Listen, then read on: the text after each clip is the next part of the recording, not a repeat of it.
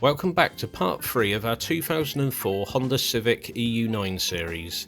In this video we will be covering some basic checks that you should do prior to taking your car for an MOT. These checks can and should be done by anybody who owns a car, as they are the very least you should be checking with regards to the safety and maintenance of your vehicle. They are 1. The fluid levels, 2. Your bulbs, and 3. Your tyres. Following this, a couple of simple tips to help your car pass its annual inspection.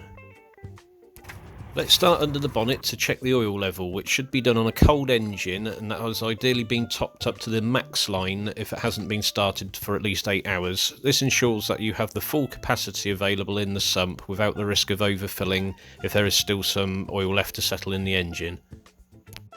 Then check that your coolant is between the min and max level in the expansion tank. If it is low, only top up when the engine has cooled and use the same colour of antifreeze that's in the car already. Failing that, you can just use deionised water for a small top up. Now check that your brake fluid is between the min and max markings on the reservoir. This only has to be above minimum. Don't top it up to the max line, as the level lowers as your brake pads wear. I know the pads on this car are worn, and when they're changed the thicker pad material will set the caliper piston back and push fluid back up into the reservoir. The level can be an indicator to pad wear, but if you notice any fluid leaks or that you're needing to top this up, you must immediately book the car into a garage for repair. Now top up your screen wash to full using a good quality premix or concentrate and add water on top. Next, get inside the car and turn on the ignition. Pull the windscreen wash wipe and check both jets are working and that they direct water onto the screen. Beep the horn to check it's working.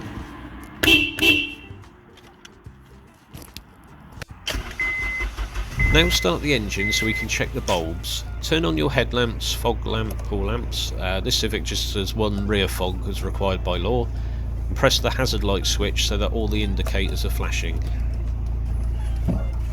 Checking around the back of the car, we have a working side light indicator and fog light. You can check brake lights by asking somebody else to press the pedal or find something to reflect the light so you can see it. The near side is all working too, but has a reflector instead of a fog light. And often overlooked as they're tucked up out the way are the number plate light or lights. Only one is required by law and even for an MOT, but I have one of 2 out here, so I will be replacing it anyway, as it's cheap and easy to change. Now for the front lights. We have working dipped headlamps and indicators, but notice the near side is a little brighter at the bottom. That's because the offside side light bulb is out, which is annoying as they're a pain to replace on this model. Now switch on the main beams. They're both working, and I replaced one very recently, which was thankfully easy, and I'll show you the bulb replacement in the following video.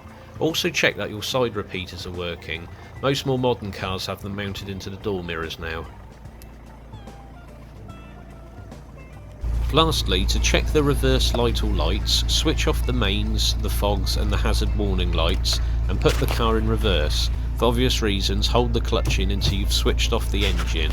Once the engine is off, switch the ignition back on, but leave it in reverse, so when you get out the lights should still be on to check. Oddly, a car doesn't legally have to have reversing lights, however I believe for an MOT they have to be working if fitted, and all cars since the 60s either have one or 2. Back around the front with just the side lights on, you can clearly see the bulb I have to change. This has to work to pass an MOT. The last basic check all motorists should do is the tyres. I have this on a stand so I can spin the wheel around to check for damage and uneven wear, but you can do this by looking around the majority of the tread if the wheel and tyre are still on the ground. You're looking for cracks and gouges in the sidewall, along with uneven wear that exposes any canvas. Surprisingly, tyre legality is quite flexible provided no caudal canvas is showing and the tread is above the legal minimum. To check this, you can either find these wear markers in each of the treads as they're moulded at 1.6mm above the tread depth, or use a tread depth gauge such as this to know what your tyres are currently on. The UK legal minimum is 1.6mm, and to account for uneven wear, over 75% of the breadth of the tyre. In the summer months, or if you're just driving slowly in town or city traffic, you can get them as close to this to get as much life out of the tyre as possible, but this is ill-advised when you're regularly driving in rain or at longer distances at higher speeds, where you should look to replace tyres at below 3mm. This tyre is on 6mm. My first tip is for at least one tankful prior to your MOT, run your car on Super or Supreme petrol or diesel if you don't already use these fuels on a regular basis. This is because the additives and detergents in the top brands, Shell V-Power is my favourite, do an excellent job of cleaning deposits throughout the fuel system and emission control components, which will aid your car in passing emissions tests that they might not do if it was on regular or cheaper brand fuel. The higher price of the fuel and even the cost of the MOT itself can be made more bearable using the cashback debit card in the following ad. Today's video is brought to you by Cryptocom and their fantastic range of cashback generating steel Visa debit cards. With fuel prices as they are today, oh my God! Imagine receiving 2, 3 or even 5% cashback on not only your fuel purchases but anything you pay for using the card with absolutely no fees, hidden or otherwise, and even paying 100% of your Spotify and Netflix subscriptions. Here is my personal ruby red Visa card that pays me 2% cashback for only a £300 stake in Crypto.com's native Crow coin that today is worth £975. What's more is if you click the link in the description below, you will receive $25 for free when you install the Crypto.com app and sign up to receive your card. Please feel free to comment if you need any further information on this offer or the Crypto.com app itself. Now back to the video. My next tip is to remove pretty much all of your belongings from the car, take it for a car wash and vacuum it out. This includes the boot, and if you're a smoker, empty and wipe out the ashtray. An MOT tester shouldn't have to deal with all your junk and dirt, and it will make it easy to inspect the inside of the car and give a better impression to the tester should any of the issues be on his discretion on whether it's an advisory or a fail. So that covers the basics of checking a car prior to an MOT, and it really should be in the capabilities of all car owners and drivers, and it's definitely the responsibility for you to have these things checked on a regular basis if you can't do them.